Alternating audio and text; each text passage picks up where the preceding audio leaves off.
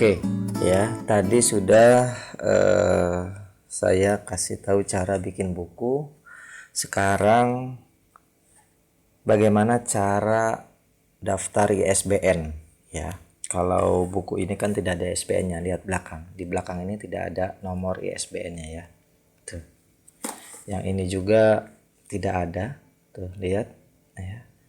Nah, kalau ini ada ya, kalau ini ada nomor ISBN-nya di belakang ini ya. Ini juga sama ada tuh, ini nomor ISBN.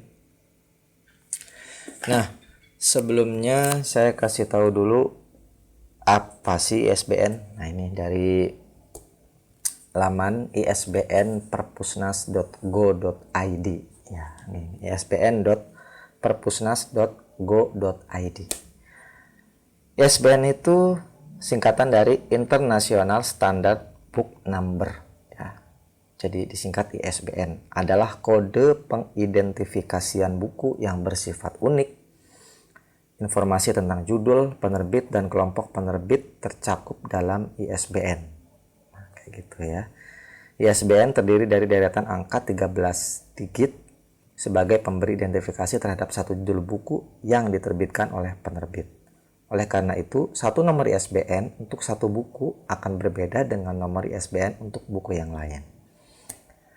Nah, apa sih fungsinya? Ya, di sini fungsi ISBN itu yang pertama adalah memberikan identitas terhadap satu judul buku yang diterbitkan oleh penerbit. Yang kedua, membantu memperlancar arus distribusi buku karena dapat mencegah terjadinya kekeliruan dalam pemesanan buku. Yang ketiga, sarana promosi bagi penerbit karena informasi pencantuman ISBN disebarkan oleh Badan Nasional ISBN Indonesia di Jakarta maupun badan internasional yang berkedudukan di London. Nah, ya. Di sini juga ada struktur ISBN, terbitan yang dapat diberikan ISBN nih. Ya.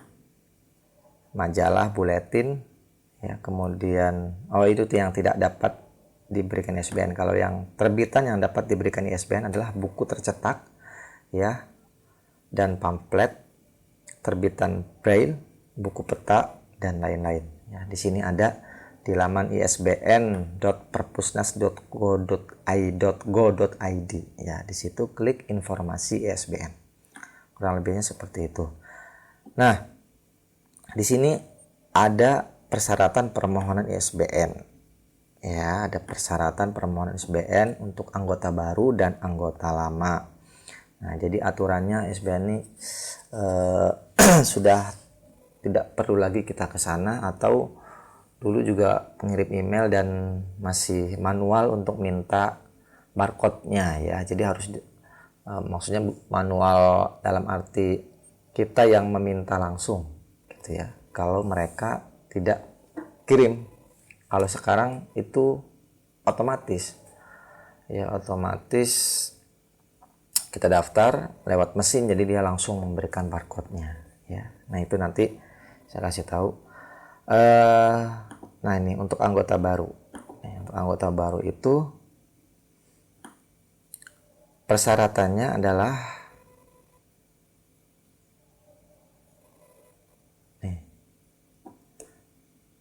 di sini ada ya. Permohonan dapat dilakukan secara online atau manual dengan melengkapi persyaratan. Mengisi formulir surat pernyataan disertai dengan stempel penerbit dengan menunjukkan bukti legalitas penerbit atau lembaga yang bertanggung jawab atau akta notaris. Nah, jadi teman-teman yang sudah punya organisasi, mungkin yang sudah punya akta notaris, itu bisa lebih mudah ya, tinggal di scan. Boleh semuanya, boleh awal dan akhirnya saja ya, boleh. Atau kalau yang belum buat ya, silakan buat. Boleh dengan akta notaris sebagai perkumpulan ya. Bisa juga sebuah organisasi atau lembaga dan lain-lain ya, yang bisa diakta notariskan lembaga itu atau perkumpulan itu. Kalau sudah tadi sudah di scan ya, kalau sudah di scan tinggal membuat surat permohonan atas nama penerbit ya, berstempel untuk buku yang akan diterbitkan. Teman-teman sudah menyiapkan stempel ya, stempel lembaga atau organisasi atau perkumpulan teman-teman. Nah, itu ada surat permohonannya juga ya. Kemudian mengirimkan atau melampirkan fotokopi halaman judul, balik halaman judul, kata pengantar, daftar isi. Nah, ini kalau sudah terdaftar. Oke. Sebelumnya ini ada tips dari saya ya. Yang tadi kan poin-poin dari laman ISBN-nya. Nah, ini saya rangkum. Saya posting di IG dan Facebook ya. Teman-teman, saya hanya ingin berbagi tips bagi yang mau mendaftarkan diri jadi penerbit ISBN. Yang pertama, nih lengkapnya ya. Punya akta notaris. Bikin saja di mana saja ya, yang dekat di wilayah teman-teman. Boleh CV tadi, perkumpulan atau yayasan.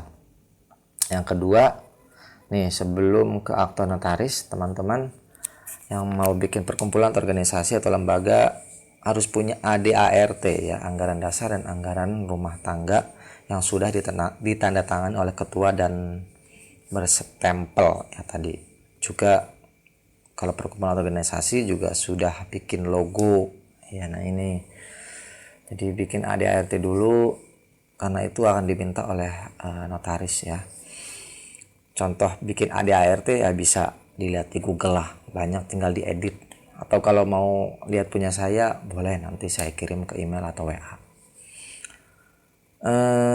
Nah, ini daftar ke notaris kalau sudah punya ADART ya beda-beda harganya ya. Mungkin ada yang 1 juta, ada yang 2 juta, ada yang 3 juta, tergantung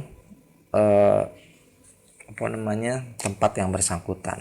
Negosiasi juga boleh dengan yang bersangkutan ya. Nah, kalau sudah, jadi nih kalau notaris itu daftarnya cukup KTP saja ya. Kemudian 3 orang juga cukup, ketua, sekretaris, dan bendahara. Udah tuh kalau mau bikin perkumpulan ya, atau satu lagi penasihat boleh ya. Tapi 3 ini yang penting, ketua, sekretaris, dan bendahara ya. Punya ADART, stempel, kemudian logo ya. Silakan siapkan uangnya. Oke, mudah ya. Selanjutnya kalau sudah bikin akta notaris tadi, scan, formatnya PDF ya. Bisa dikompres, kalau misalnya di scan semua itu ukurannya bisa besar, dikompres bisa di internet ya, di Google itu ada kompres PDF. Setelah akta notaris sudah dikompres kemudian jadi PDF, selanjutnya daftarkan ke laman isbn.perpusnas.go.id. Nah, ini daftar ke situ ya. Di situ juga ada contoh surat pernyataan di sana ya, bisa diunduh surat pernyataannya di sana. Kalau nggak ada ya minta ke saya boleh, ada kayaknya kalau nggak salah. Nah, di laman itu hanya disuruh mengunduh scan akta notaris dan surat pernyataan bermaterai dan berstempel. Nah, ya, jadi di laman itu hanya disuruh mengunduh scan akta notaris dan surat pernyataan yang teman-teman unduh di laman Perpusnas itu. Ya, jangan lupa bermaterai. Di scan lagi tuh ya surat pernyataannya karena pakai materai dan stempel. Ikuti petunjuk selanjutnya ya, tunggu beberapa jam kemudian atau tunggu selama 5 hari jam kerja kata kalau di Perpusnas itu. Insya Allah kalau tidak bermasalah langsung divalidasi.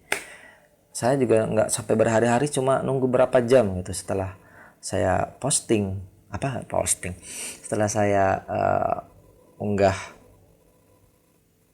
pendaftarannya ya, surat pernyataan dan akta notaris itu langsung divalidasi. Mudah ternyata ya, cukup itu.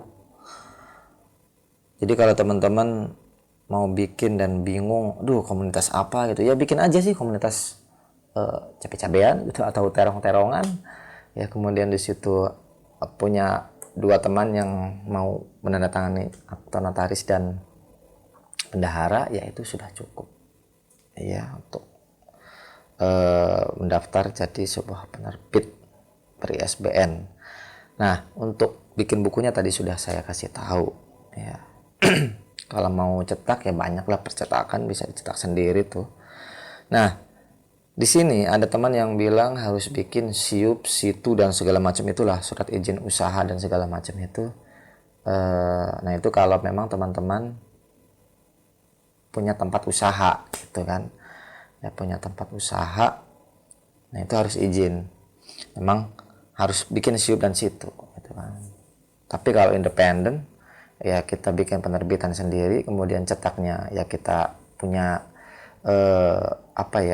punya teman atau percetakan yang bisa jadikan tempat kerjasama, ya boleh seperti itu ya. Kita cukup kerja di rumah sudah selesai, ya kita kerjasama dengan percetakan yang ada di sana gitu. Apalagi ya, gampang sih, cukup itu ya. Nah, kalau sudah selesai divalidasi, teman-teman tinggal mendaftarkan ISB, mendaftarkan buku untuk mendapatkan nomor ISBN itu. Ya, kalau itu bisa nanti saya kasih tahu atau bisa juga lihat teman-teman di YouTube atau tempat lain atau di laman isbn.perpusnas.go.id itu ya. Atau nanti saya kasih deh linknya di bawah nih ya, supaya teman-teman tidak susah mencari linknya, kemudian mungkin barangkali dokumennya ya. Oke, terima kasih teman-teman, semoga teman-teman yang mau mencoba berhasil. Terima kasih. Assalamualaikum warahmatullahi wabarakatuh.